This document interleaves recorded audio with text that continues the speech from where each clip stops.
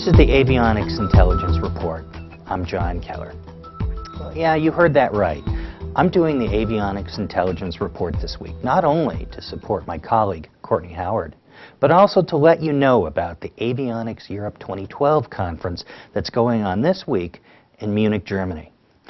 Now, if going to Munich this week is too much of a stretch for you, I'm not trying to make you feel bad, because if you can't be there in person, you can follow all of our show news as well as pre-show and post-show coverage right on the Avionics Intelligence website at www.avionics-intelligence.com. Now, once you're there, mouse over 4 items from the left on that gray strip right underneath the Avionics Intelligence logo. It's the editorial tab. You see it?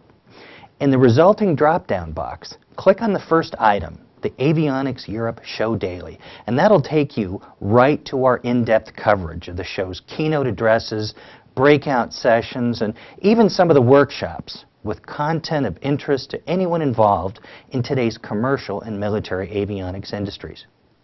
I'm on the ground this week in Munich with Courtney Howard, and our colleague Skylar Frink is back in the home office organizing our coverage. And we're working together to get you the kind of show overview that you won't be able to find anywhere else. Now, visit the Avionics Europe Show Daily page before, during, and after the Avionics Europe event for news we're bringing to you directly from the show floor. Select Avionics Intelligence and Military and Aerospace Electronics subscribers will have all the show's news delivered right to their email each morning this week on Wednesday, Thursday, and Friday in the Avionics Europe Show Daily e-newsletter. Now, the theme of Avionics Europe 2012 this week is Common Sky, operating in one airspace. And with the show content, we're bringing you the latest information from some of the world's leading experts on what commercial, military, and general aviation aircraft operators need to know about the upcoming era of modern air traffic management, in which civil and military, manned aircraft as well as unmanned aerial vehicles will fly side by side in controlled airspace.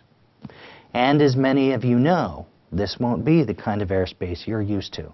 I'm talking about the next generation of controlled airspace, of the next-gen and SAR era, where satellite navigation will enable aircraft under ATC control to fly direct routes to their destinations point to point, rather than from ground beacon to ground beacon. And not only that, but the aircraft of tomorrow, manned and unmanned, also will fly the most efficient routes from cruise altitude to touchdown to save on fuel consumption, cut down on engine emissions, and most importantly, to get passengers to where they're going on time. Now, considering the notion of flying manned and unmanned aircraft together in congested airspace isn't for the faint of heart. But if you're in the avionics business, you face these kinds of challenges every day. The Avionics Europe 2012 conference is all about getting like-minded aviation professionals together in one place to talk about the latest and most important tricks of the trade for operating in tomorrow's airspace. So come on along. Go to the Avionics Intelligence editorial section, click on the Avionics Europe Show Daily, and it all comes to your computer screen.